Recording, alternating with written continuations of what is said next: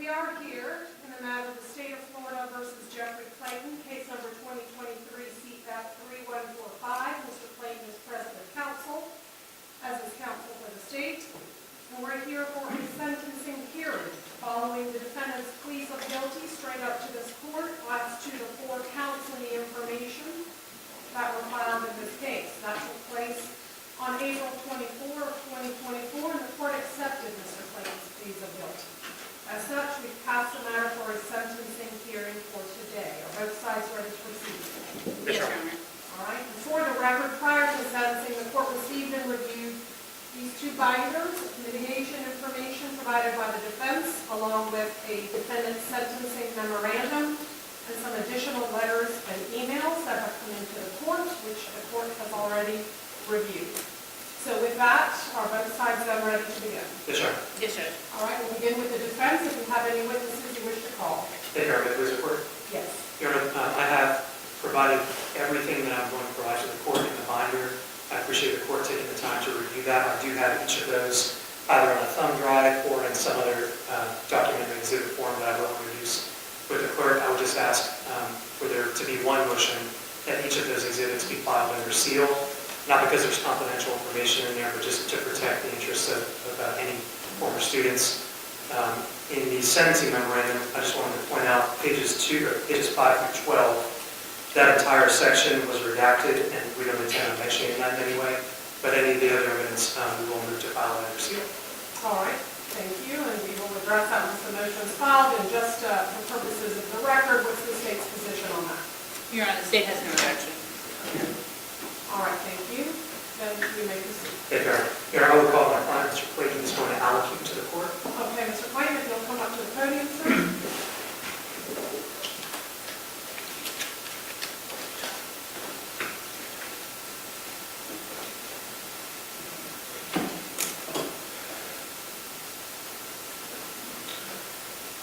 Good afternoon, Your Honor. Good afternoon. You may be aware my entire career was in the performing arts. This is not a performance. From the contrite heart, I wish to communicate in complete honesty, transparency, and humbleness. First, I am 100% responsible for my actions described in the 4 charges for which I pled guilty. I have no excuse or justification.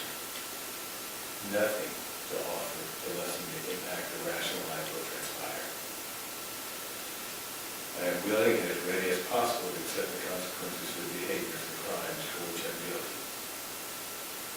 The apologies that will follow come from a complete awareness of my sin and continual desire for healing in my life and most importantly for others. I have sinned against my Heavenly Father. I continue to experience the deepest sorrow and shame for disobeying Him and ignoring His gather that relationship needs healing on my side. I do know he has already forgiven me, however, his revelations continue to flood over me as well as the full understanding of the consequences. Pride in all its debilitating forms brings about tremendous damage. I left the path of purpose and integrity. I failed those who trusted me. I selfishly became the center of attention instead of putting everyone else's needs first. I am utterly more remorseful and will work for the rest of my life to redeem the maker.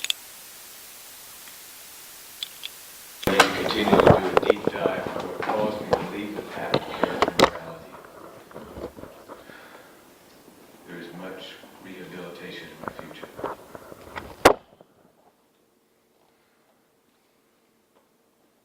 To the victim in this case, I am so sorry for the pain and damage I have caused you.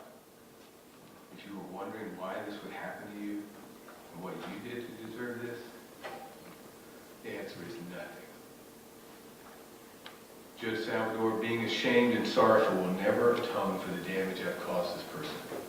A talented young woman whose only desire was to be mentored in her arts and studies. She deserves none of this, and I pray earnestly for healing in every facet of her being. I pray that her life will be eventually free from mental and emotional angst, that which I can't imagine. I wish there was another word to express my sorrow, but it is vitally important that I fully embrace the damage this has done. I won't sugarcoat it. To her parents, please forgive me for taking advantage of your trust and turning it into a painful and horrific experience.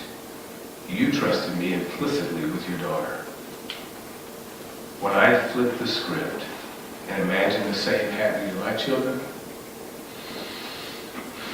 I can imagine your warranted anger.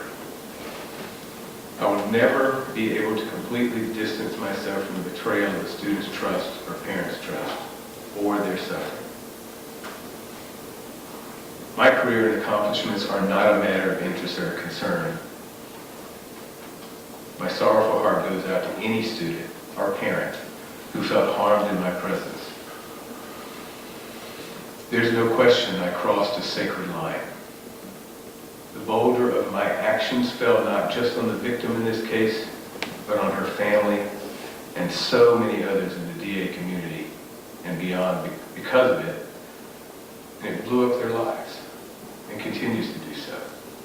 It is that pain and horrific, unmentionable suffering and impact I want to press into. Whatever positive thoughts they used to have may now be tainted by my despicable actions. I pray that students have not lost faith in teachers and authority figures because of me. I truly pray that. The list of damaging impact and my apologies include the following. I am deeply sorrowful and apologize to all students from DA that came in contact with me in my teaching. All I can see are the shocked and devastated faces of doubt, horror, and inner suffering. I'm deeply sorrowful and apologize to all my former colleagues at DA. You did not deserve this in your lives and careers. Teachers need encouragement, not doubt thrown on the actions of a fellow teacher. I am deeply sorrowful and apologize for what my actions have caused in the music community and the school. I apologize to all music colleagues with whom we had contact and relationships were formed for the good of the students, not for me. I am deeply sorrowful and I apologize specifically to all my vocal department colleagues. Several were or are former students and even colleagues from my same schools. I pray that one day they will forgive me for my actions, and more than anything, that they will forgive me for the conversations that prevented them from being all they were meant to be to the students. To my family, I'm I'm so thankful my sweet, caring parents did not live to see this ungodly portion of my life. This is not how they raised me. They both passed away within 8 hours of each other from dementia 6 months prior to my arrest. I lost my twin brother who suffered from muscular dystrophy when we were 17. This past Saturday, I lost my other special needs brother, Steve, who was living in the family home with 24/7 care from the effects of esophageal cancer and a weakened body. My 2 other siblings, Scott and Robin, thank you for supporting me, but I'm sorry for the added weight you've shouldered in the care of Steve and in caring for me. I'm ashamed of my actions. What have I lost? Everything that concerns me really doesn't enter into the picture. The list of things lost pales in comparison to what really matters. It doesn't matter that I've lost my retirement. It does matter that due to my actions, my former spouse is not able to get her portion. I've lost my house, my career. My life is reduced to what I can put in the 5x8 storage unit and monies I can earn through donating plasma. And I've lived in my car for months, but that doesn't matter. That's not important. I have been allowed to see the world and specifically people, not myself, to see people from a different and more humble and caring perspective. It's part of my rehabilitation. Speaking of which, I did immediately jump into therapy, and I've had over 100 sessions in the past 14 months.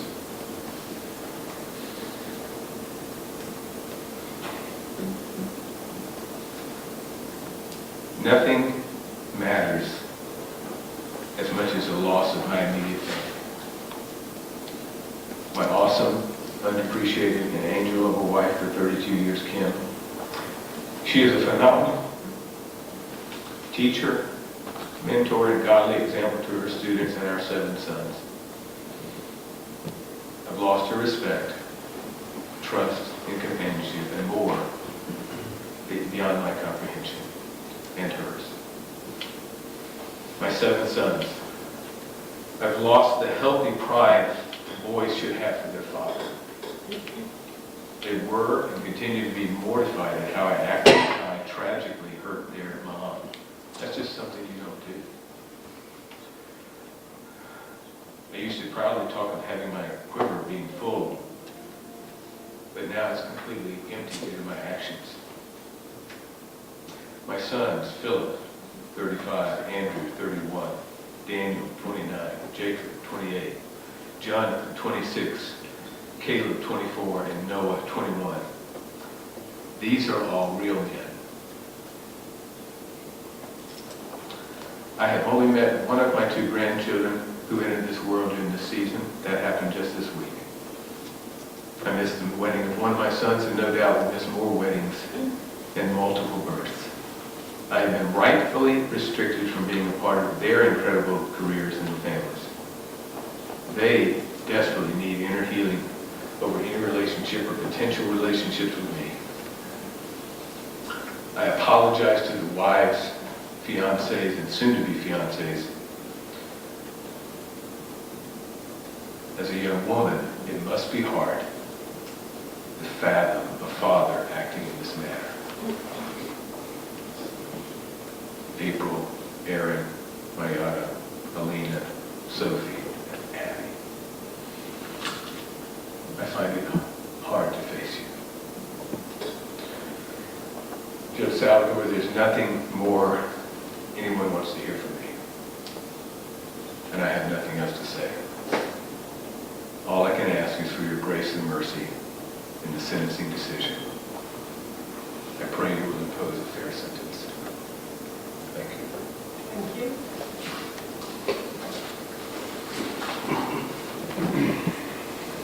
That's all the witnesses we have. I just wanted to point out to the court, there are 3 of the sons here in the courtroom. One of their wives and multiple family members from his church community, other family members and friends and family. Mr. Clayton all here in support to watch the sentencing hearing. If I can, Your Honor, just going through the exhibits that I want to introduce under seal. Most of these are just going to be deferred until the argument stage, but I want to make sure on the record that it's clear. Exhibit B are award and achievement letters and recognitions. Again, to echo what he said, this is not to show what a great person he was. This is to show that during the time he was at Douglas Anderson, he wasn't always the kind of person that led to the conduct that he pled guilty to in this case. So I have those as Exhibit B that can provide to the court. Exhibit C are character letters from former DA students, former vocal students of his that were not DA students who he taught privately, former DA and non-DA parents, colleagues, acquaintances, and family members. Again, all of these were in the binder provided to the court, but just for the record, going through the exhibits. Exhibit D are thank you letters, cards, notes, and poems, all from former DA students that are, in my opinion, the best example of the kind of teacher he was lifetime during his almost 20 years, or over 20-year tenure at the school. All of those, again, have been redacted for any names or any other identifying information, and we're asking that those be filed under seal. Exhibit E, which I'll reference in the argument section, also in the court's binder, were personnel reviews all the way from as early on as 2001 and as late until 2021 from Douglas Anderson. And then F and G, Your Honor, F is a phone dump of his phone provided by the state through discovery that includes everything but the communications between him and the listed victim in the case, just to show the court that these are also communications he was having with other students. All of them are completely above board. There are no improper communications with anybody else other than ER in that exhibit. Exhibit G is the phone dump of ER's phone provided by the state of discovery, again, filed under seal to protect her confidentiality. That's about a month, just over a month and a half time frame of text messages. Exhibit H is the deposition of ER, again, to be filed under seal to ensure confidentiality and protect her privacy interests, so the court was aware of all of the conduct that she testified to and that he has pled guilty to. Exhibit I is the final dissolution of marriage that happened this year. And then J is a letter from his mental health counselor showing that he immediately, without my advice on his own, began seeking mental health treatment. Attended 101 sessions from that date and is continuing to do that up until obviously today when he's going to turn himself in. And then last, Your Honor, is composite exhibit K, and that is a list of other criminal cases from this and other jurisdictions within Florida involving other teachers, and I'll address those in the argument phase, Your Honor.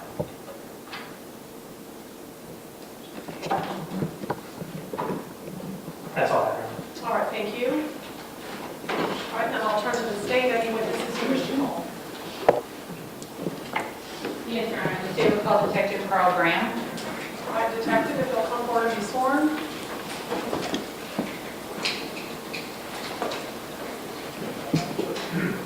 Please raise your hand.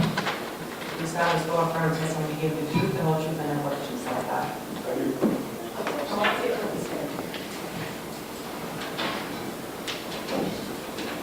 And Your Honor, as Detective Graham takes his seat, there is one item that the state has marked as State Exhibit A. It's my understanding the defense is stipulating that in the evidence. All right, is there any objection? No objection, Your Honor. All right, that'll come into evidence for purposes of sentence.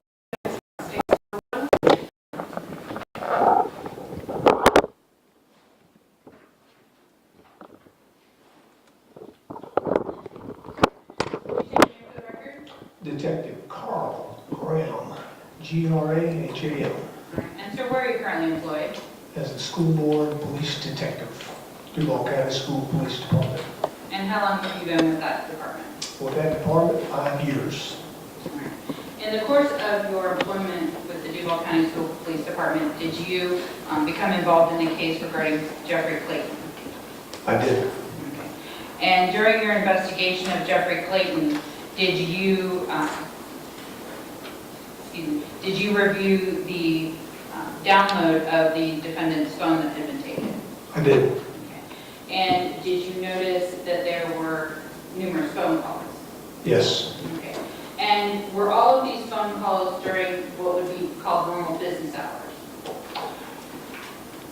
No, from phone calls from the defendant to the victim of the case. Between the defendant and the victim? Victim's case, no, they were not during business hours, not all of them. Okay. Were there some at 1 o'clock in the morning, 1:44 in the morning? Those are good examples, yes. Okay. Were all of these just regular calls, or were some of them FaceTime calls? According to the phone download, they were FaceTime calls that took place in the early morning hours on several occasions. And were these calls something that were short calls, or were they long calls? Close to an hour, 45 minutes to an hour. Mhm.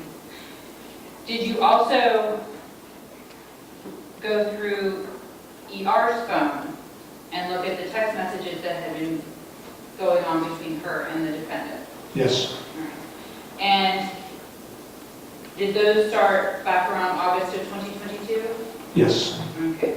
And was the defendant arrested in March of 2023?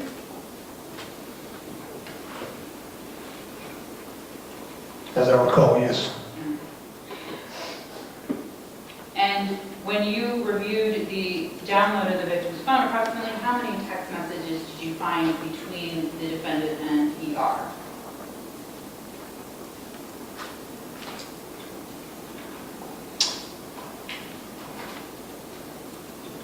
Not having that in front of me, I'm sure I have it in the police report, but I believe there were several hundred.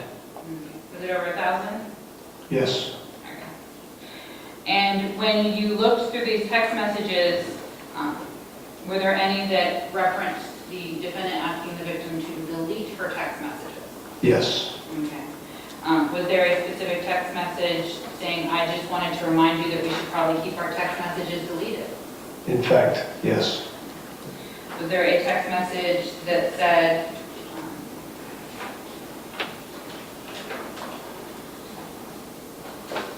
I realize if this situation gets to where our phones are investigated, these messages won't matter?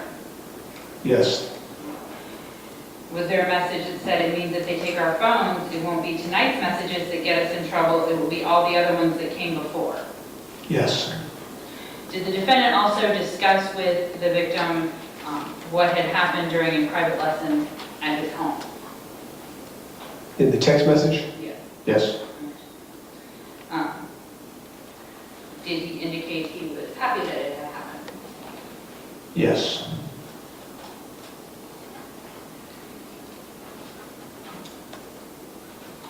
Did he say things like, after the way you gasped while I was kissing your neck, I doubt if you could handle kisses in that area? yes, Did he say, your steamy, honey, sweet lips drove me crazy. I had to come up for air. Could you not see my pleasure? yes, Now, while you were investigating this case, did you also interview ER? yes, When you interviewed ER, did you ask her to participate in what is known as a controlled telephone call we did, with the defendant? yes. What is a controlled telephone call? A controlled telephone call is a phone call under the supervision of investigators to gather information valuable to the case. And did she agree to participate in this call? She did. And was she able to speak with the defendant on the phone? They did. They did speak on the phone? And did they discuss what had happened between them? Yes, All right. And did you record that conversation? it was recorded. And did you provide that to the state attorney's office? It was provided. Your Honor, at this time I'd ask to publish State's Exhibit 1. All right, you may proceed.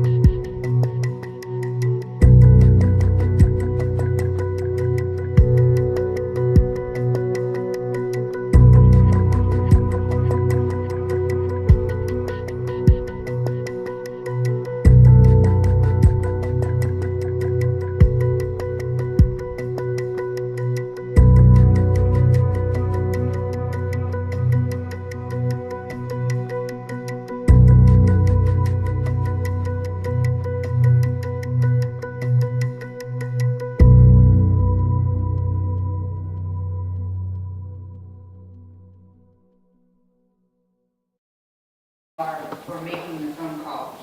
Did you instruct her to make these kind of statements to elicit incriminating statements?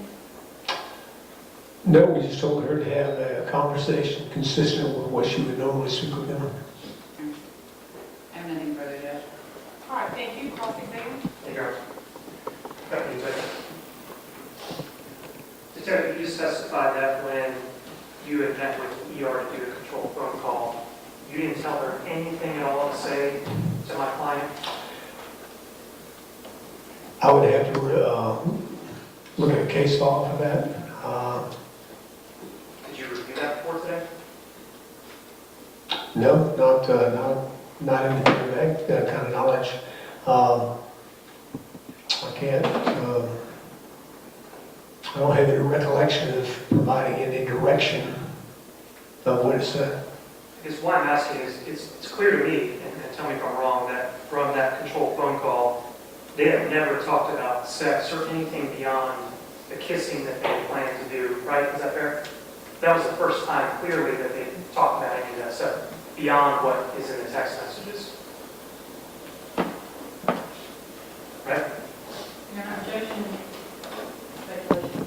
Well, I'll let him answer if he knows. If he doesn't, then Vicki. Can you repeat the question, please? Sure. So when you're talking, is it your opinion that you can tell that's the first time they've talked about anything about sex? Like the nature of the conversation, to me, when I'm listening to it, sounds like that's... Objection on personal knowledge. He's the lead detective. Okay, you're asking him for his opinion on what it sounds like? I can assess my own opinion of what that sounds like. I think you need to ask him about the facts, not what his opinion is of the recorded phone call. Yes, sir. Detective, did you ever talk to ER about whether or not they discussed sex before? No. And did you ever talk to her about whether or not my client had asked her about sex before or asked her about any of the stuff that's on the controlled phone call, about sex, about masturbation, about reaching a climax, about anything of that nature? No, I don't recall having any conversation. Now, if I can expound slightly, our interest in making a phone call was to see if there was anything to the allegations or not. Okay. But when you spoke to her, though, did you not tell her how to act a little bit more naive than she normally is? Did you tell her to act a little bit younger than she normally seems? All I recall is just asking her to make a phone call and conduct herself in a way consistent with what when they would talk anyway. Nothing out of the ordinary. We do not intend to bait anyone. Okay. And did you review the text messages between Mr. Clayton and ER before you came in here today? Yes, I have some of them here. All right. And would you agree with me that those phone calls are reciprocal in nature? In other words, she's calling him, whether it's 1 a.m., 3 a.m., FaceTime, regular calls, just as much as he's calling her. Would you agree with that? I haven't conducted a full analysis of who called who and when. Our interest was largely the verbiage being used, and if it was any value to what we were trying to ascertain. If I showed you the phone calls and the FaceTime calls that are taken directly from the phone, would that help refresh your recollection? Yes, if it's part of the download, sure. Did you make a motion? Yes. Just for the record, I'm showing part of the exhibit G. If you could just take a look at that detector, just so it's easier, I've highlighted where, again, this is her telephone, so incoming calls would be from Mr. Clayton, outgoing would be from her.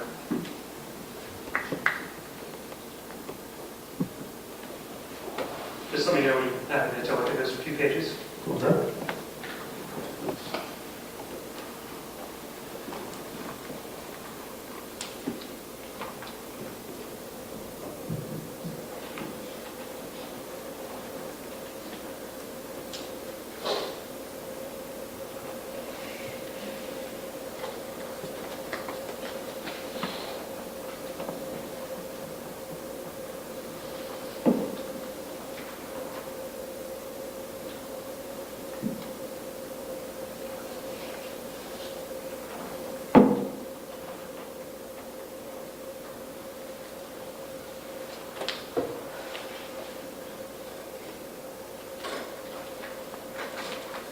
Yes, it appears there's some reciprocation of calling taking place.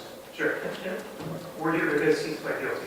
I'm not saying that this is not criminal, I'm just trying to get out that there's a lot of reciprocation in both phone calls and the text. Would you agree with that? Yes, And in the text messages, did you reviewed them, you were detected, right? You read all of them? yes, but not recently. So even though we have a sentencing hearing today, you haven't looked at the text at all recently? No, I did not. I was familiar with what I provided the state. All right. I can verify what I've seen before. In the text, would you agree with me there's not a single time Mr. Clayton asks ER for a new photograph?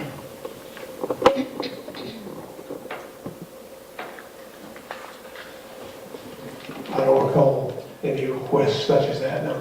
Not even like any part of the body, whether up top, down low, nothing. No, I don't know if it's irrelevant. Have a rule. Would you agree with that? Yes, I don't recall any request for new photographs. All right. And then how about on the other end, would you agree with me there's not a single time when Mr. Clayton ever asks, hey, do you want to take a picture of me or a picture of anything private? Not that I recall. Would you agree with me that not one time does he ever threaten the ER in any way, whether it's before this kissing happened or afterwards? I don't believe there was any threatening context to any of the messages. Did you ever recall any text messages from her or from Mr. Clayton saying, don't talk to the police or don't talk to so-and-so, if you do this, I'll do this? None of those messages, correct? I don't recall anything like that. Is there any text message at all from him where he ever forces her to do anything or coerces her to do anything? No, it seemed invitational. The incident that led up to the kiss at school, what we're here for today, would you agree with me that they had been communicating about that quite a bit up until that happens in the text messages? I recall there was some discussion, yes. And again, completely improper, but what I'm trying to get at is he doesn't just suddenly force himself on her on school property and start kissing her, correct?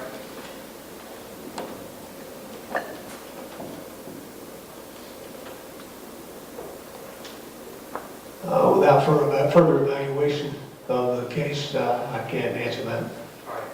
All right. Would you agree with me today that the criminal conduct that led to this case, in a nutshell, is them kissing on two separate occasions, right? That happened? Yes, Okay. And then him kissing her neck area, correct? yes, And then him putting his hands on her hips. yes. He never, in your review of the case file or anywhere else, your discussion with ER, the interview with Mr. Clayton, he never touched her bare skin in any private areas, up top or below, correct? Not that I recall.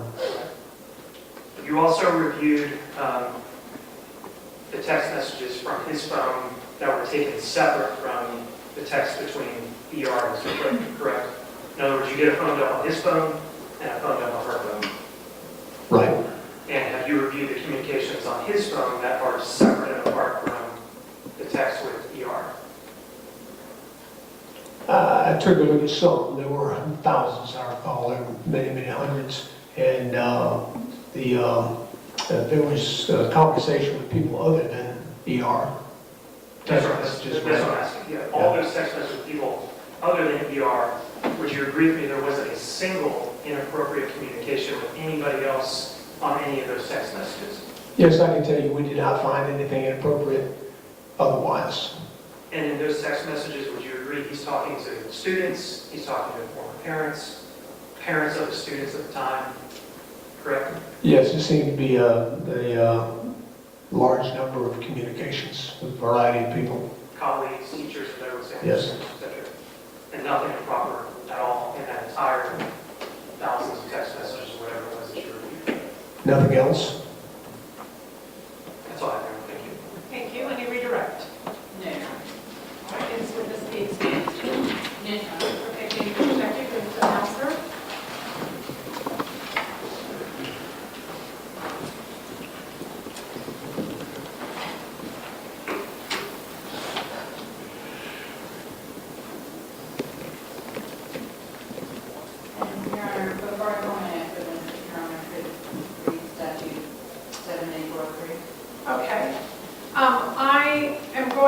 advise everyone in the audience, but particularly the media who is present and filming, and the media who may be on Zoom who are filming, that the following witnesses shall not be filmed.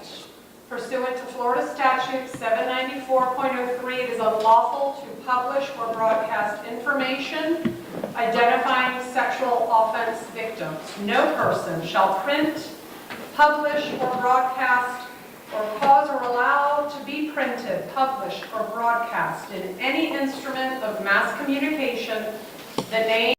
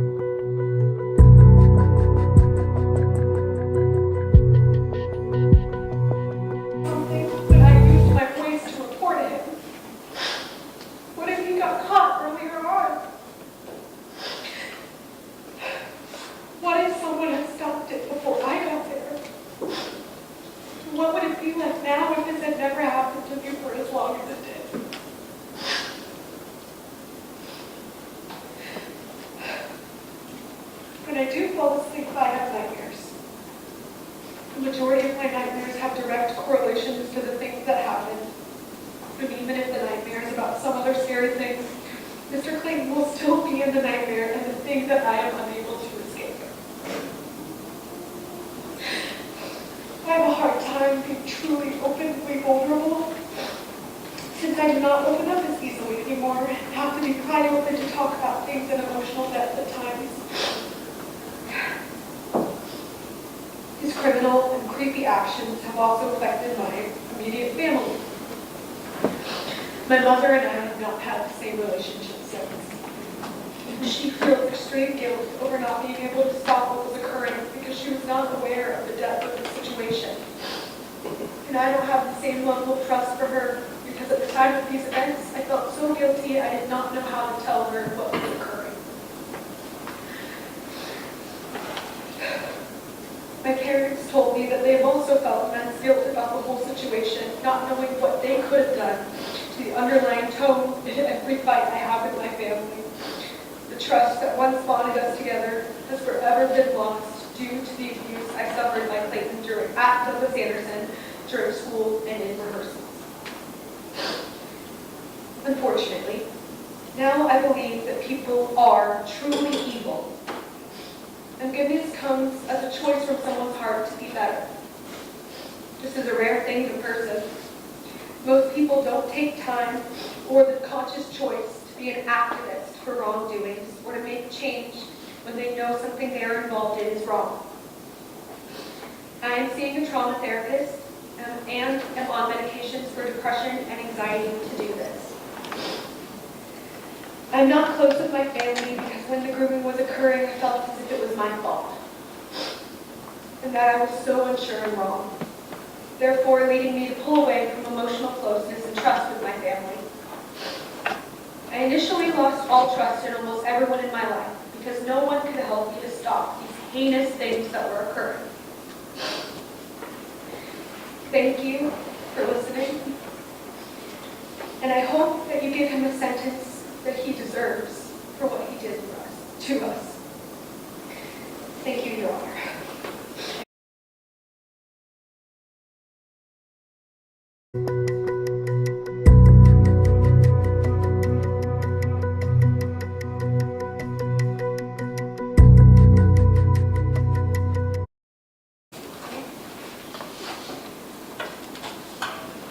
Just want to make sure you're not videoing. No, I have on color bars.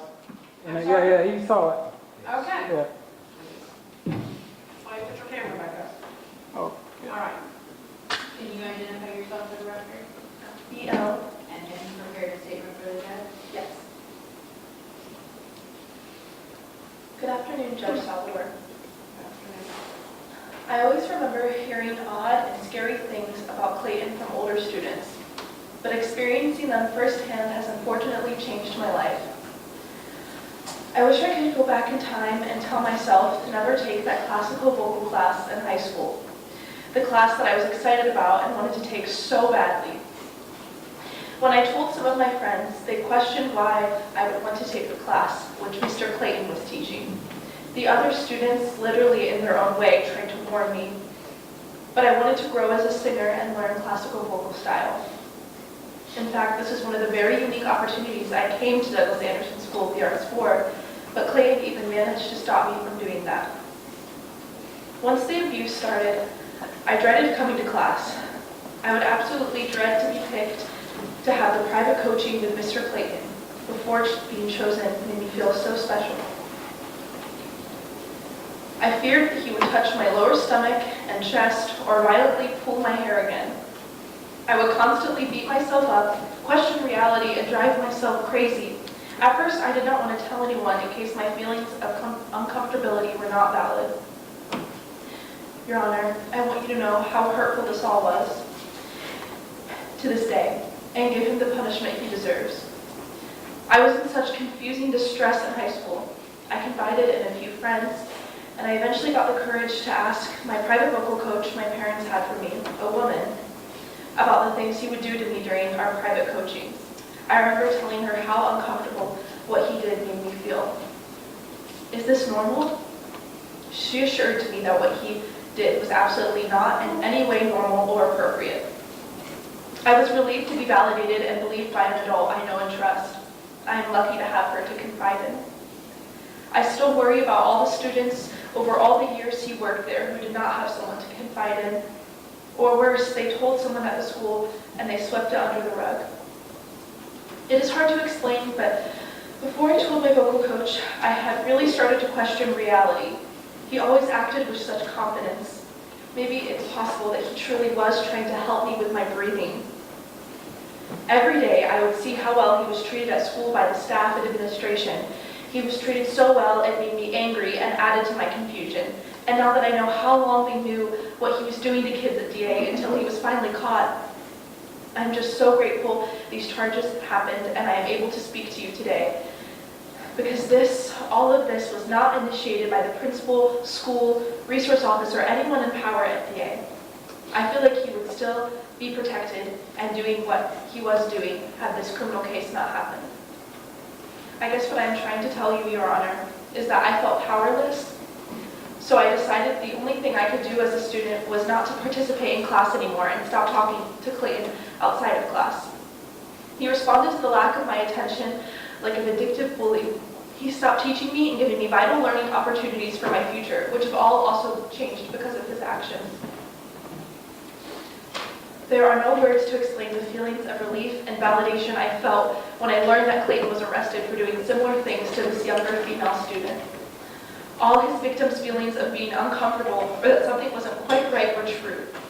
For the majority of my senior year, I battled with this feeling of dilemma on if what Clayton was doing to me was wrong or if I was overreacting somehow, but now I realize it was so indeed wrong and inappropriate, and part of his abuse was to make me feel this way, all the self-doubting.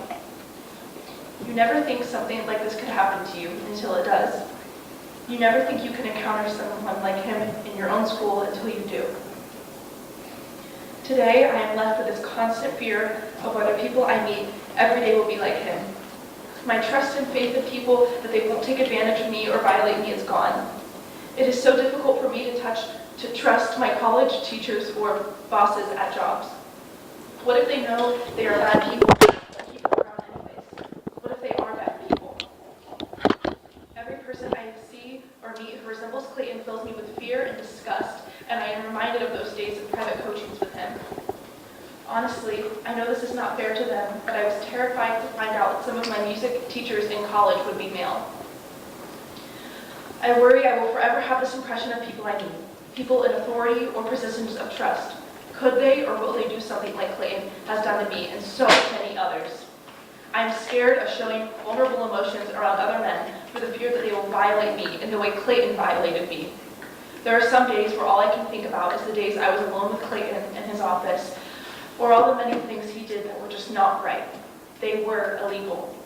Clayton has affected my ability to trust people, my self-confidence, and how I see the world. I think I will always be left with this fear of whether another one of my teachers or someone I look up to will end up being like him, and always be left with the pain and violation he had on me. Thank you to everyone for letting my voice be heard. I hope he gets a lot of time in prison, and I am happy he will never be able to teach in Florida again.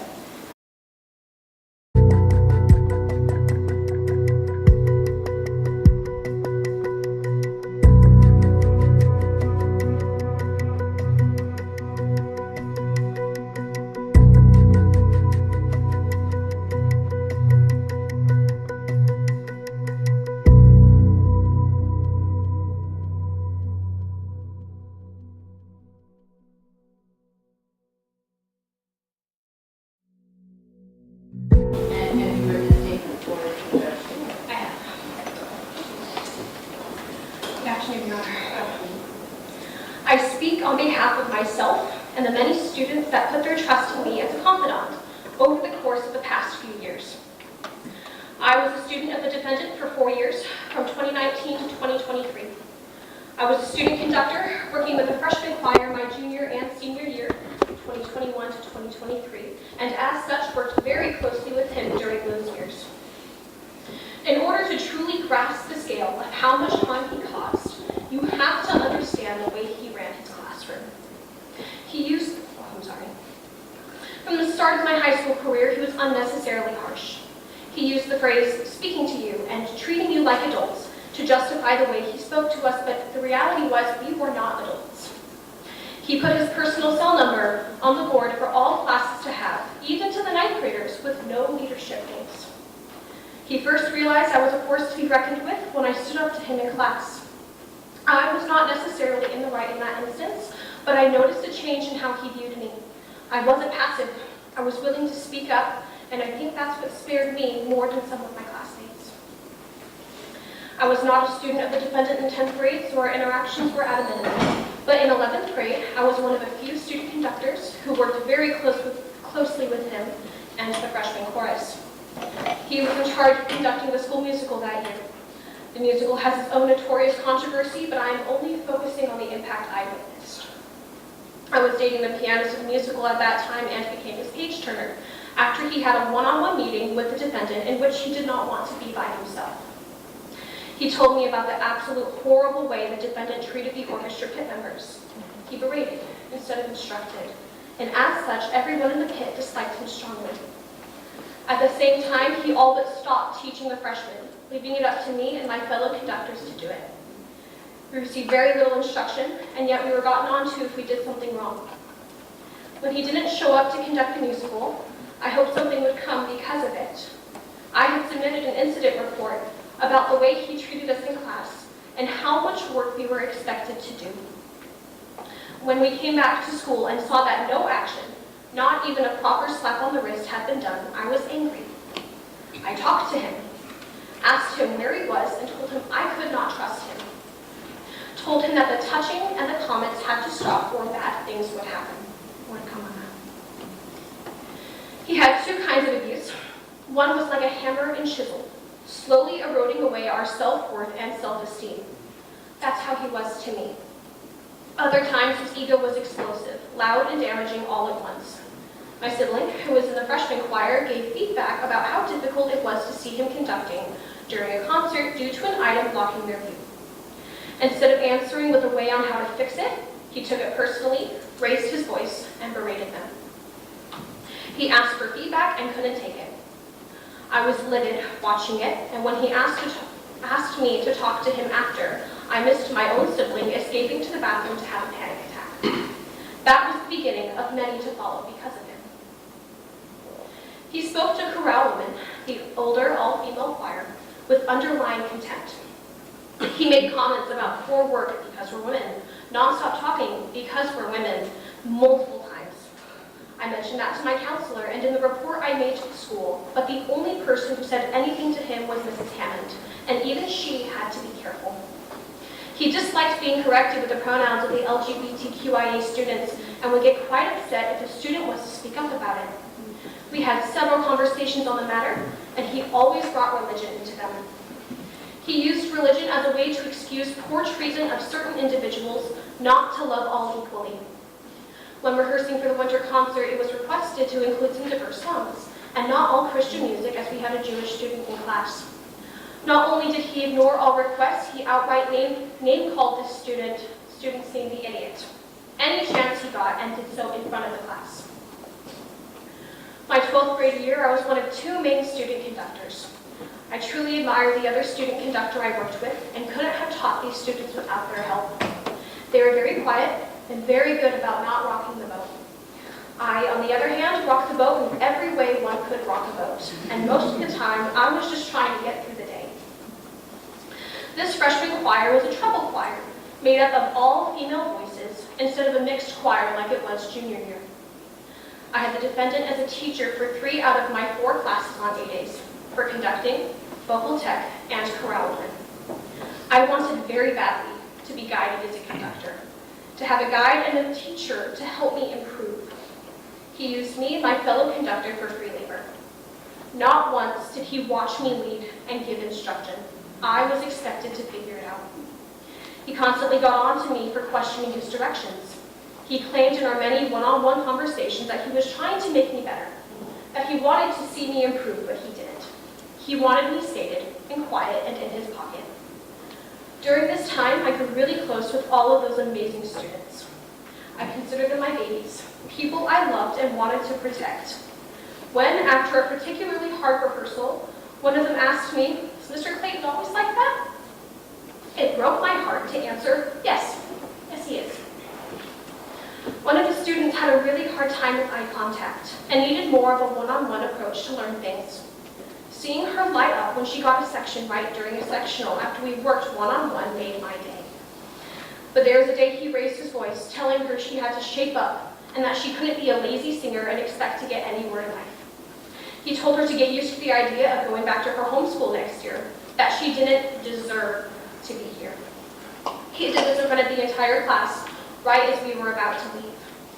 I pulled that student aside and told her how proud I was of her, that she was worthy of being at this school and worthy of respect, that I would be willing to work with her if she was willing to put in the effort. He pulled me aside and gave me so much grief for that, for going behind his back to comfort a student. I was told by several members of that class that he talked about me behind my back to them, telling me that I had to know my place. Ms. Hammond told me and one of my best friends, whom the defendant also clearly didn't like, and told her that we were trying to overthrow him. Throughout the course of the year, several of my students from either the current freshman choir or the 2021 to 2022 freshman choir confided in me as a confidant and shared with me their anxieties related to having him as a teacher. I had seen the way he treated the freshman girls, often having unnecessary contact, such as hands on the smalls of their backs, or standing unnecessarily close when speaking to them. I pleaded with those students to write statements, but in the end, it was their choice, and I couldn't do anything about it. I was trying to gather as many reports as possible to encourage people to document their experiences and bring this to light. At the time, I had gone to my counselor with the information I had seen, and she directed me to the assistant principal, Miss Jean. I tried to provide the names of some of the girls so they could get a more accurate first-hand account. She told me to send an email to the principal, and they would try and get me an answer. They seemed sympathetic, but nothing ever changed in the classroom. During this time, the defendant found out I was trying to go to the administration, and he asked for a meeting with Mrs. Hammond as the second, and demanded to know why I was trying to get him fired. I responded with the fact that it wasn't my intention to see him fired, just for his actions to change. I refused to sit silent and pretend that these things are okay, because they are not. Your actions are unwanted and creepy. He then tried to play dumb when I mentioned the looks and the comments he made to many girls. He said being called creepy makes me feel gross, and tried to make me turn the words around to make him feel better. He tried to make me feel bad when I told him he was not allowed to touch me during vocal tech. He took my words and tried to twist me up in them. He is a master manipulator who was able to convince me at times that everything was okay. When he was arrested, I was actively leading a rehearsal for which he arrived over 40 minutes late. He was called down to the office and didn't come back. When I found out about the arrest, I had a panic attack. My teacher was arrested for lewd and lascivious behavior. Disgust, shame, rage. Those were the feelings he carved into me. It took something as severe as the actions against VR to cause change. Had something been done sooner, that would not have happened. It could have been completely avoided if someone had listened. Now people were actually paying attention. I wasn't making this up. I was validated. It was an abusive relationship with every student. I had been fighting this for a year and a half, and it hurt that it had taken this long. It continues to take a toll. I still get nightmares now, a full year later. My sibling is homeschooled. I am in therapy trying to deal with the aftermath of his narcissistic abuse. I no longer trust that people in authority will look out for me. I had to sacrifice in a way no student should have to do. For years, I wasn't safe or comfortable with a teacher who was supposed to be a mentor and a guide. I had to teach his classes, try and rationalize his actions to the students, and all while he was degrading me to my face and behind my back. I put up with racist, sexist, homophobic, and transphobic comments and blatant bullying to students that had been allowed to go unchecked for too many years. 4 years may be a short time in the grand scheme of things, but my 4 years under his influence have damaged me in ways that will last the rest of my life. You all know the power of a teacher. Your Honor, I plead with you to hear all that has been said, to see the extent of the suffering caused by this man, and let justice be served to the fullest amount. It will not fix the hurt, but it will bring closure to everyone who has suffered.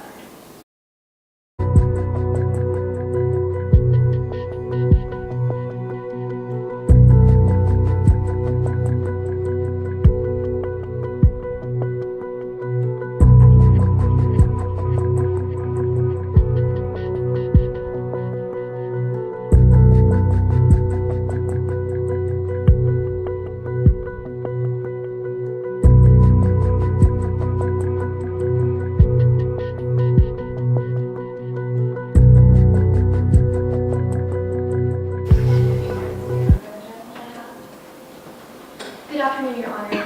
Thank you for allowing me the opportunity to speak here today. For the past year, I have had many opportunities to hear people speak about my trauma. And though I've dreaded this moment, I'm glad I can finally stand before you today to express how I feel myself. I've just graduated from Douglas Anderson, and looking back, I find myself unable to see all of the happy high school memories I was promised. From the beginning of my time at the school, I was warned about Mr. Clayton's reputation, but my naivete and innocence, I thought he was misjudged. I believed he was kind and wanted me to succeed. He prayed with me in his office, comforted me when I cried, and said he wanted to be like a father to me. But what began as kind words and seemingly innocent touches soon became proclamations of lust and lingering hands who did not ask them to be. I was left with a sickening feeling far before I even understood what was happening. Now I know that I was being sexually groomed. Shortly after the incident, I began my recovery process through therapy, which I believe shall be necessary for the rest of my life. Not a day goes by in which I'm not haunted by the atrocities that Mr. Clayton committed against me. For the moment I open my eyes in the morning, I dread getting up and ready for the day. The simple act of choosing an outfit causes me to break down in a panic state and fear that I will Close that door. Thank you. I'm sorry. Go ahead. The simple act of choosing an outfit causes me to break down in a panic state and fear that I will be perceived as alluring, or as Mr. Clayton often called me, intoxicating. As I leave the house, which I'm rarely able to do, I find myself unable to trust the faces I see, wondering if each passerby would exploit me for the chance. At school, many of my peers pieced together that I was a victim from the closeness of our relationship, and they gossiped and asked each other very invasive questions about me behind my back. I quickly began pulling away from everyone around me and isolating myself from social interaction as much as I could. I have very few friends to this day, so I find it difficult to trust that anyone genuinely wants to be my friend, isn't prying any details on what happened or trying to explain it themselves. My family suffers from my detachment as well. I stay in my room, becoming out when necessary, and shrink back from physical contact. They endure my irritable and distant state the best they can, but deeply struggle with the guilt, feeling they didn't protect me enough. They worry about the present and long-term effects on my health and well-being, following the physical and emotional abuse I suffered through during Mr. Clayton's manipulation. I feel that he not only took my ability to trust, but also my innocence, and the traumatic events that were only a practice game to him. My feelings on this tragedy could be expressed through a line from Vladimir Nabokov's novel, Lolita. I was a daisy fresh girl, and look what you've done to me. Thank you.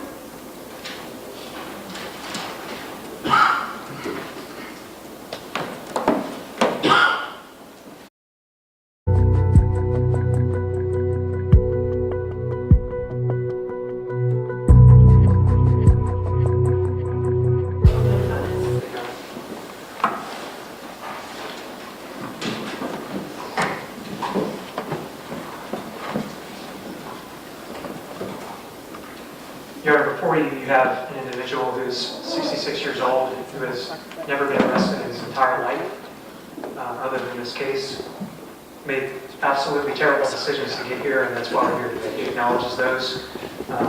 We had tried to reach a plea agreement with the state for some time, almost a year ago, and that never turned to fruition, so that's why we're here today before the court. He's been on pretrial release the entire time, has not had a single violation or even an alleged violation, even though he's had an ankle monitor on the entire time. Been in counseling since day one, and has been trying to do everything he can through his church and through other avenues. I want to make sure that we point out, Judge, that while the other individuals who spoke here today, aside from ER, the court certainly is permitted to listen to testimony from them as indicated in the plea agreement, that he is not being criminally charged for any conduct alleged by those individuals. He doesn't admit to any of that conduct. And we would submit, Judge, that you should give the appropriate weight that Your Honor deserves to that testimony. What I can tell you is that in looking in his personnel file, there wasn't a single complaint from any of those three individuals who you heard from today about any of the conduct. It's interesting that we now hear about them. There weren't sound like any reports to parents or to law enforcement, but now after this case comes about, then people start coming forward and claiming certain things happened. I think it's of note in the penultimate individual you heard from that she described that every person that he had an interaction with was abusive at Douglas Anderson, and that's just absolutely not the case.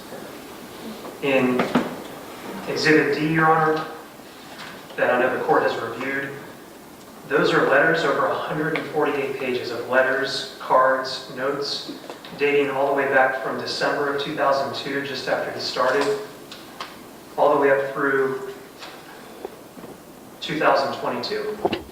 Those are from students, parents, colleagues, individuals he worked with in the classroom. I'm not going to go through and read every single one of those, but those letters, Judge, to me are lifetime examples of the kind of teacher he was. Did he commit terrible acts in this case? Absolutely. Did he lose his way in 2023? Absolutely. But I think it's important for the court to know the number of students' lives who benefited from him and who thank him then and thanked him now in character letters that we received at sentencing. Some of those individuals wrote, "I just wanted to give you a small gift and a few words to thank you for being such a great teacher. This student," this is from a parent of a former student, "truly appreciates the dedication and the long hours you put in, and she loves learning from you. From my point of view as a parent, I just wish there were more teachers like you, those of you who can inspire children and motivate them to achieve things they never dreamed of." That's from December of 2022. And we're not talking about just notes from parents and students about choir teaching and voice teaching. We're talking about things who he clearly increased certain people's self-confidence. I know there's people that disagree with that. There's students who would say otherwise. Not everybody's going to like every teacher.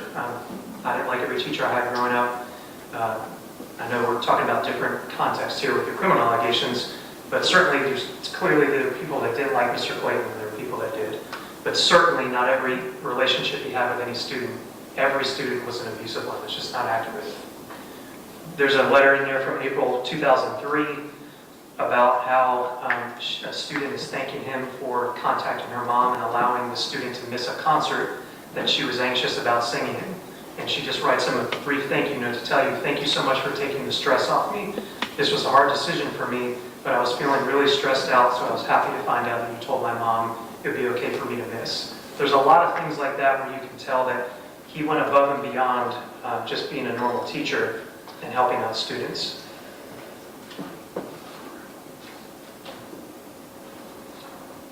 And again, you know, those run, I know the court has reviewed them, so I'm not going to go through and read all the quotes from them, all the way through 20 years of 148 pages of things.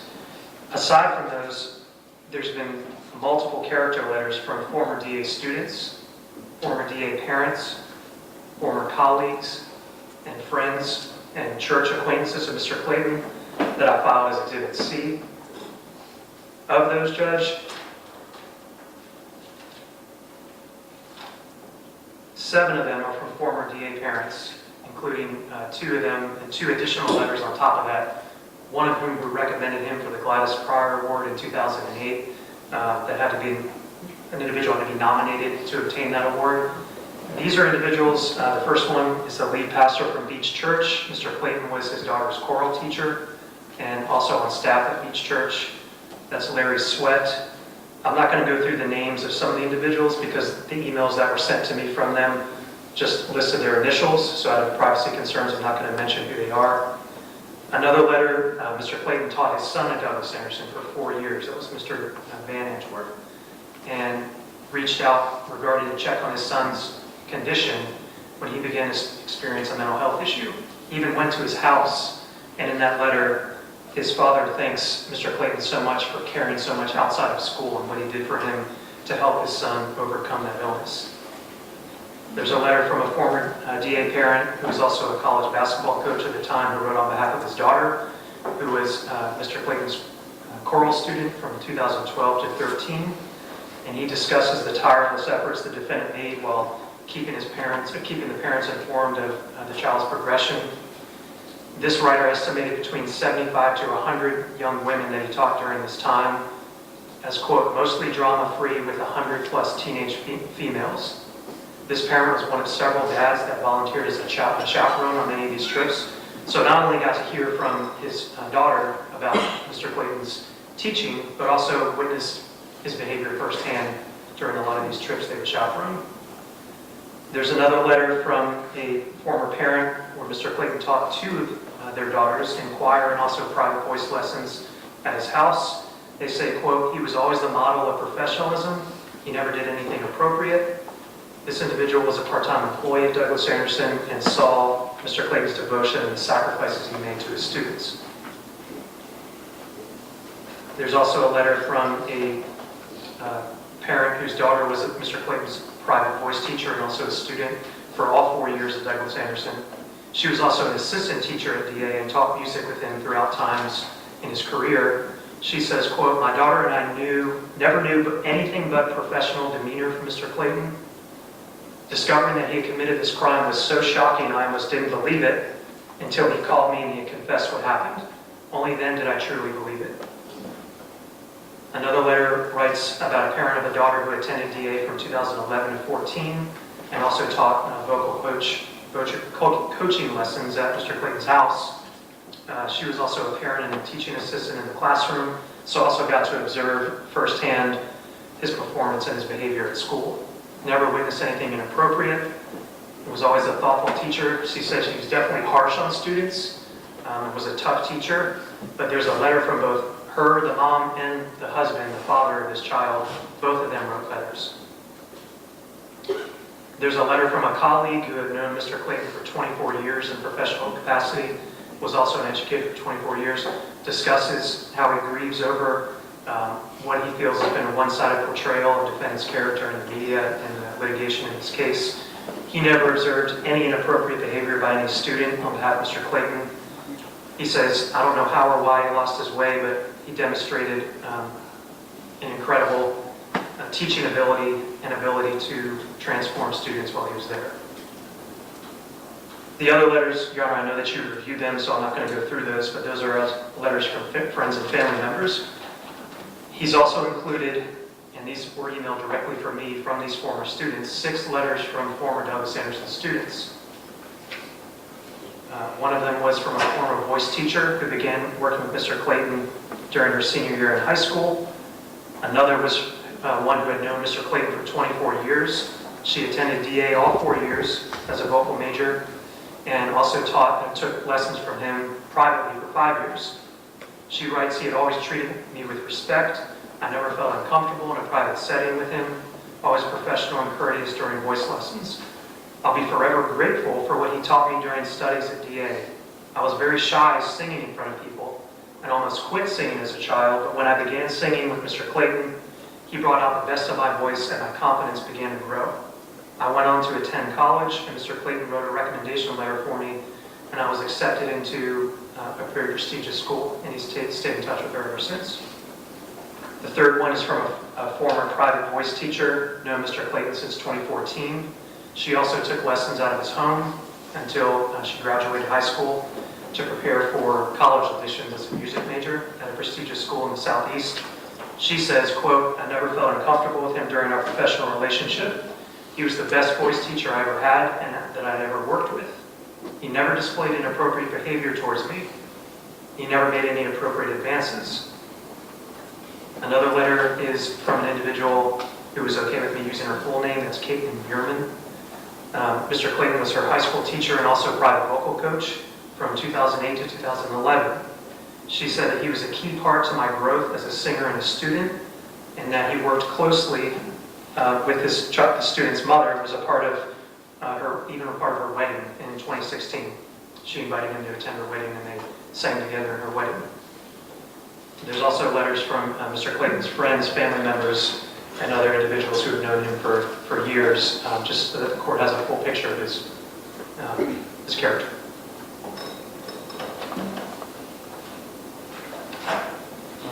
Turning to the instant case, it's hard to, after reading all of those pages and the lifetime reviews of his performance and the personnel file records that have either excellent or high excellent reviews all the way from 2001 until 2021, it's hard to understand how we get to this point with ER. And as Mr. Clayton said, he has no excuse for it, and that's why he's pled guilty and is before the court for sentencing. What I wanted to point out through the cross of Detective Graham is that, again, in no way legitimizing his behavior in any way, it's criminal, is that he did not force her in any way, didn't coerce her, never asked for nude photographs, never tried to send her nude photographs. The conduct that leads us here today is kissing her on 2 separate occasions that they had talked about beforehand in a lot of text messages, having what is clearly a romantic relationship, there's no doubt. Those texts clearly prove that over that time span. But what is clear, and what I was trying to get at during the cross of him, is that during that controlled phone call, that is the first time that anything beyond that had been discussed. And you can hear Mr. Clayton saying, "Oh my God, are you sure we want to do this? I feel like I'm corrupting you." Almost trying to talk her out of what I believe the detective told her to say, though he doesn't want to admit that. Objection, Your Honor, it calls for speculation. This is argument. Your Honor, well, he's absolutely ashamed for his breach of trust and the reprehensible conduct that is wound in here before the court on the 16-year-old. What's important to point out is the other cases that I've listed in the sentencing memorandum to make sure that individuals with similar criminal histories, again, here he's never even been arrested before, get sentenced to conduct or a sentence that is commensurate with their conduct. And all of the cases I've listed, many of which are even in Duval County, I think the most severe sentence in all of these is 5 years Florida State Prison for an individual who had sex with multiple students over the course of a long time span. I provided the court with all of those police reports so that it's not just my word on what happened and the judgment and sentences. We completely understand that a lot of those are probably the result of a plea bargain, of course, and the court can certainly view those as it can. But I think it's important to note the big picture, and that even in cases in Duval County, Jason Clark, 21 CF 1670, he was sentenced to 4 months in jail after trying to meet up with a minor to have sex with her in the car. He then violated probation and got 6 months jail, and the violation of probation included new law violations. James Johnson was a case out of Duval County. Judge Branham sentenced him to 4 years Florida State Prison. That was after he touched a minor female student on multiple occasions in her vagina area and other areas underneath her clothing, completely different than the conduct in this case. She also touched his penis and he sent her sexually explicit photos and images through social media apps throughout the course of a year. That was an individual who was a lot younger than ER in this case. That was a 4-year Florida State prison sentence. Christine Denard, the Duval County case, Judge Borello sentenced her to 18 months in Florida State Prison for digitally penetrating and having oral sex with a 16-year-old student over a 7-month time frame. And this student also was arrested in another case that was dropped as part of that plea agreement. Christopher Beckstrom is a Duval County case. He received 3 years Florida State Prison for sending sexually explicit pictures and videos to a minor student who was a 17-year-old boy, and then also sent sexually explicit images with a second female minor student who told the first student about what had happened, and that's how that case went to law enforcement. I also list many other information and other cases in here, including Kenneth Gordon. That's a 2023 Duval County case. He received 3 years probation after students reported that he had touched, slapped, or tickled their buttocks area, made comments about how big his penis was on multiple occasions, asked whether the female students in the classroom liked a big penis, and discussed pornographic websites with students, and discussed his sexual activity with his wife in class. He got 3 years probation, no jail time. So in his plea agreement, he acknowledges, Your Honor, that he's going to serve a minimum of 33.6 months in prison. We also did not ask, specifically put in the plea agreement, that we're not asking the court to downward depart from sentencing, and that Your Honor should not do that. Even though I believe that there was a basis to in this case, we didn't think it was appropriate. But I believe the sentencing recommendation you're going to get from the state is completely inconsistent with the other cases that have been both in this circuit and outside of the circuit. For all those reasons, Your Honor, we believe that a sentence of 33.6 months in the Florida State Prison is more than sufficient to punish him for this behavior, to which he's pled guilty, followed by a term of probation for him to continue counseling and making the efforts towards repairing his life that he talked about in his allocution. Thank you, Your Honor. Thank you. State? Yes, Your Honor. Your Honor, a teacher is a person who helps students to acquire knowledge, competence, or virtue via the practice of teaching. And this is exactly what Jeffrey Clayton did not do. Jeffrey Clayton took advantage of his position. Jeffrey Clayton took advantage of young girls. Jeffrey Clayton irreparably damaged ER and others. Jeffrey Clayton agreed that in lieu of additional charges being filed against him, additional victims who suffered at his hands could speak. He then asked Your Honor to essentially disregard their statements in his sentencing memorandum. But they should never be disregarded and should be carefully considered in determining what is an appropriate sentence for this defendant. This defendant who alleges he is sorry, he has made a mistake, he's a first-time offender, and that this is an isolated incident. It is none of those. This defendant did not make a mistake. He made choices. A choice is an act of selecting or making a decision when faced with 2 or more possibilities. And this defendant made poor choices. He made criminal choices. He chose to pursue ER, to take advantage of her, all while in a position of authority over her, all while being her teacher, the person who throughout the day stands in the place of a parent, calling her in the very early hours of the morning, conversations for significant periods of time, voluminous texting all the time, grooming ER over an extended period of time. And he knew it was wrong. And how do we know this? His own text messages. I just wanted to remind you that we should probably keep our text messages deleted. It means if they take our phones, it won't be tonight's messages that get us in trouble. It will be all the other ones that came before. This defendant knew he was in the wrong. This is not an isolated incident. This is not a first-time offense. This is not a question of, after all of these years of teaching, how did we get here? Because how do we know this? You heard not only from ER, you heard from CD, BL, and JC. And what did they tell you? This has gone on for years. BL told you students questioned why she would want to take a class with the defendant, that other students would in their own way try to warn her. And ER told you she was warned about the defendant's reputation. This is not something that just happened.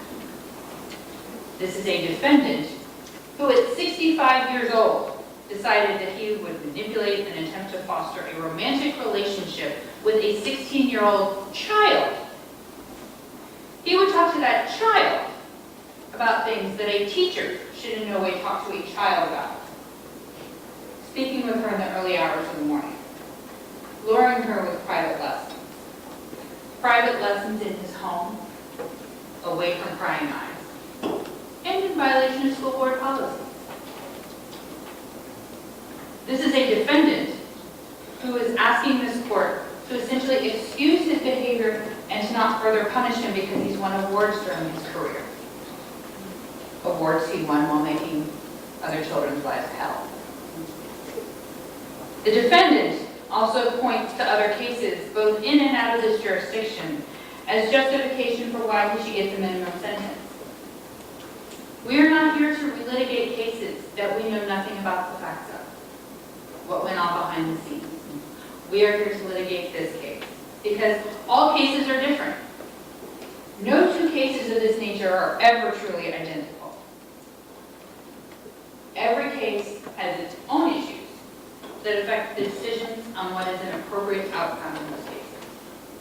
So simply because one defendant got a specific sentence in a jurisdiction based on a specific set of facts, in no way means that every case should be judged on the same level. The defendant at this point is essentially asking this court to compare apples and oranges. Your Honor should look at what this defendant has done, what this defendant should be sentenced to, not what other defendants have received in other cases. And to one point that was stated during defendant's first closing, he did agree in the plea agreement to not seek a downward departure. It wasn't something that was included in the terms of the plea. Now, several of the letters written in support of the defendant ask for mercy because he's lost his wife, his sons, his family, his friends, his pension, his honor, and his reputation. The defendant lost those things because of his own choices. The defendant lost those things because of his criminal acts. He chose to commit those acts. That does not mean the defendant gets the minimum sentence. That means there are consequences for actions. And now this defendant must be appropriately sentenced for those crimes, to which he has pled guilty. And that appropriate sentence is 15 years in Florida State Prison, to be followed by 15 years of probation, with the sex offender conditions as outlined in the addendum to the plea form. Thank you. Since these are second-degree felonies, may I ask you how you intend the court to impose that sentence? Yes, Your Honor. Count 1, 15 years prison. Count 2, 15 years probation running consecutive. And counts 3 and 4 would be 5 years prison concurrent. Okay, thank you. Thank you. And final word rebuttal. I have nothing else, Your Honor. All right. If you all will bear with me, give me a moment to collect my thoughts. We'll be in a recess for about 5 to 10 minutes, and then I'll be back. All rise.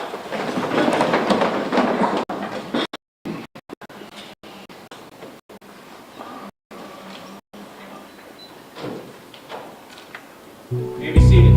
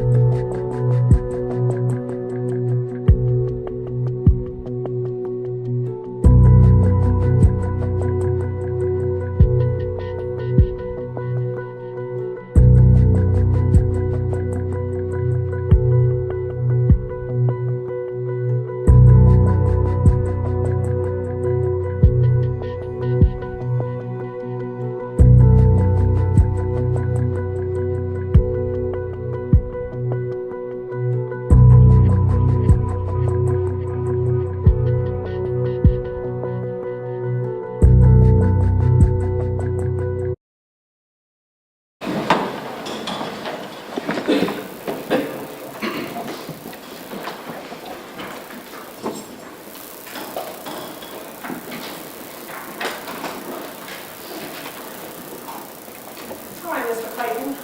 Before I sentence you, let me just say a couple words. Sentencing is the hardest job that a judge has to do. It is much harder than presiding over a trial and ruling on objections. It is much harder than to decide on a motion argued by the attorneys, because we are asked to look at a person in their totality, the good, the bad, the ugly, and kind of evaluate it and place a value on it in terms of weighing consequences.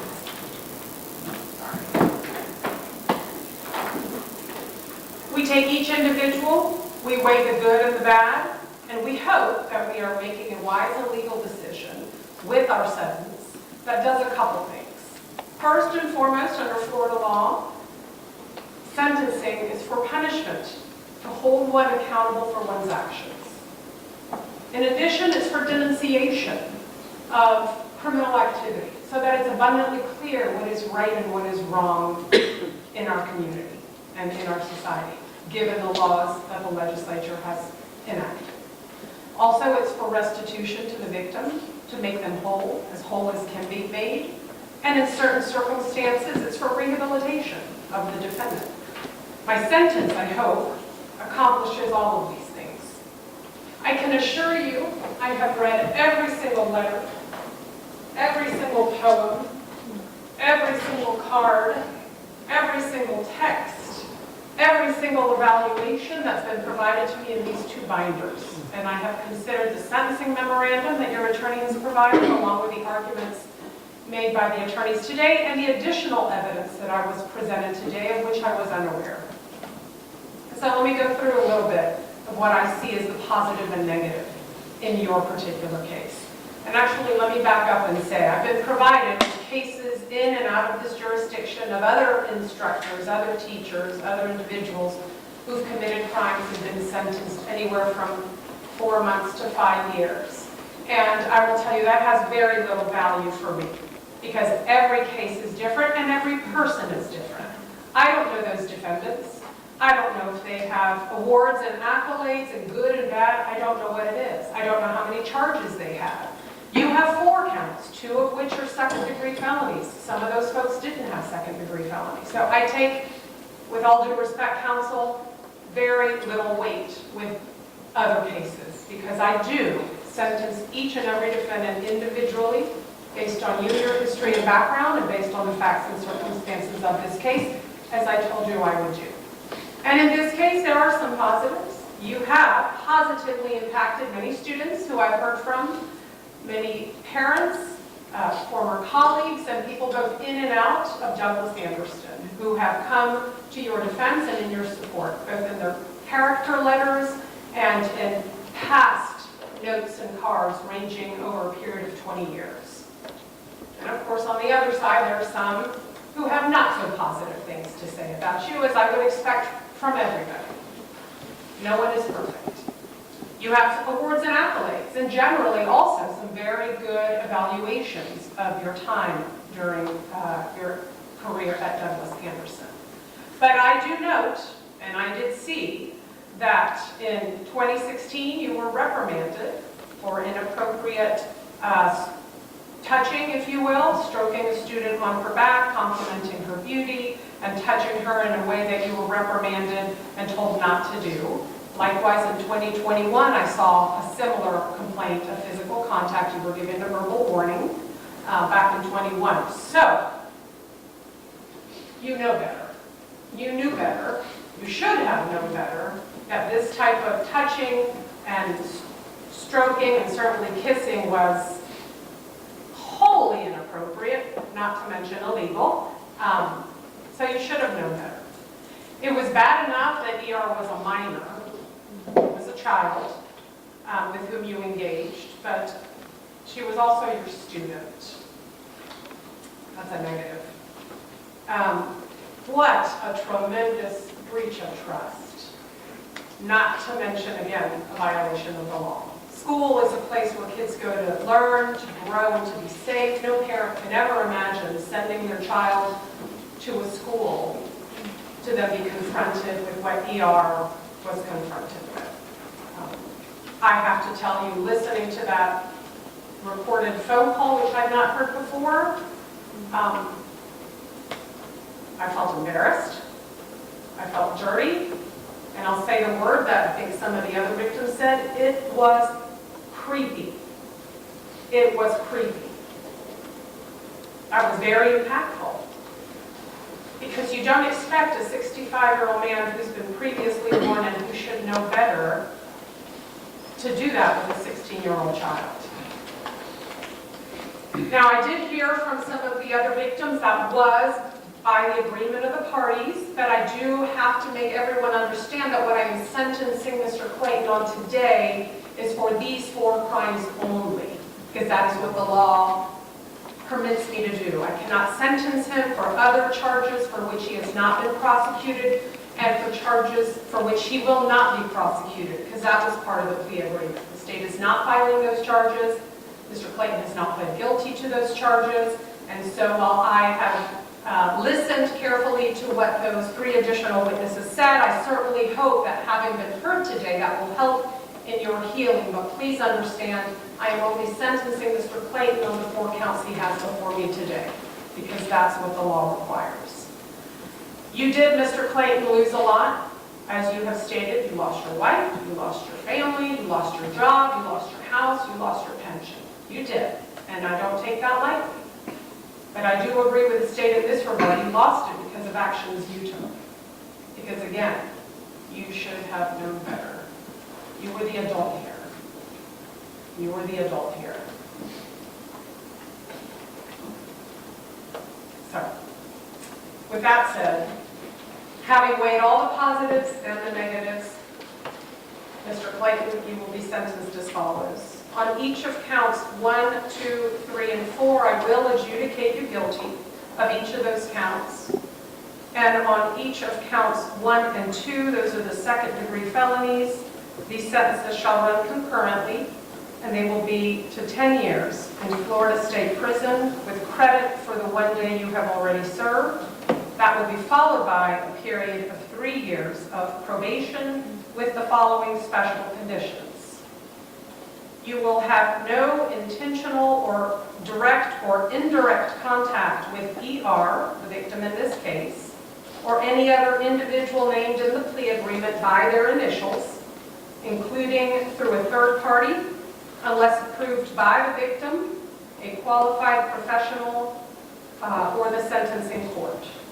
I'm going to order that you continue your counseling, and you may continue it with the counseling that you are currently in once you are released. You will not have any contact with a child under the age of 18 without prior court approval. You will not work for pay or as a volunteer at any place where children regularly congregate, and that includes but is not limited to schools, child care facilities, parks, playgrounds, pet stores, libraries, zoos, theme parks, malls, and any other place where children regularly congregate. You will make restitution to the victim for any necessary medical, related, psychological, psychiatric care.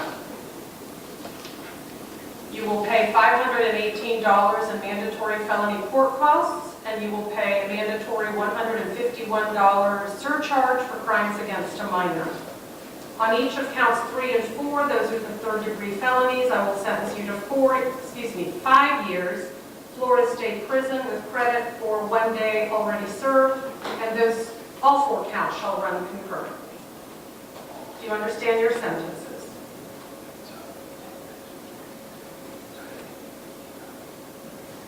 Yes, ma'am. Yes, sir. Now, you do maintain the right to appeal the sentences I've just imposed if they're illegal, but otherwise that is going to conclude this sentencing hearing today. Do you understand? Yes, sir. All right, thank you very much.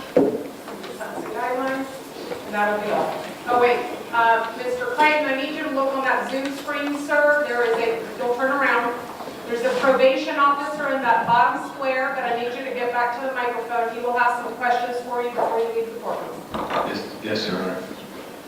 Your Honor, does the court need to file a motion to seal? Yes, that will be necessary. Is it okay if I do all of them in one motion? You can. Thank you.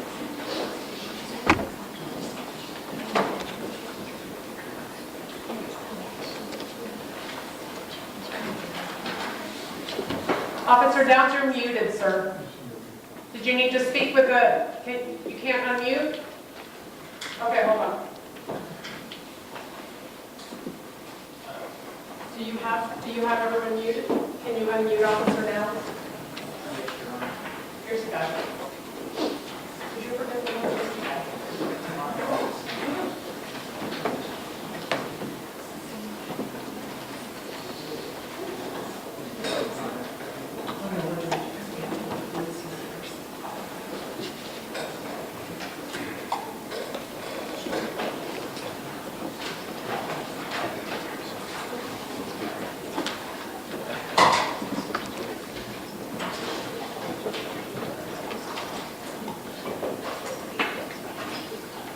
Still not working?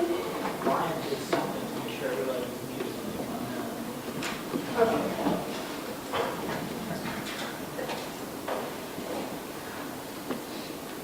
We have it to unmute. Can you?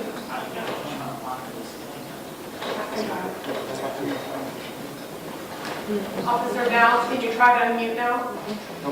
I'm unmuted now, thank you. All right, very good. Sir, do you happen to know where you might be residing once you're released? I do not. Okay. All right, do you have a next of kin contact number? Yes.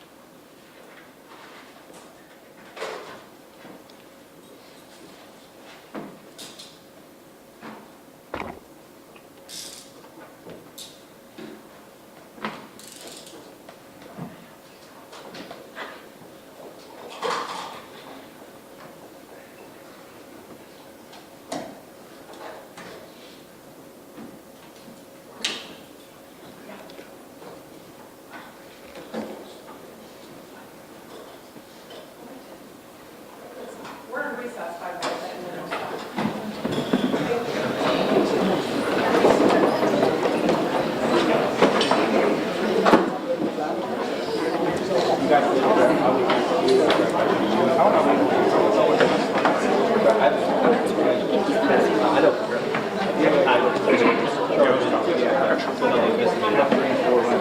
If you don't mind, I'm just going to take this camera and stick my and grab a quick interview. And that'll allow you to break down the community.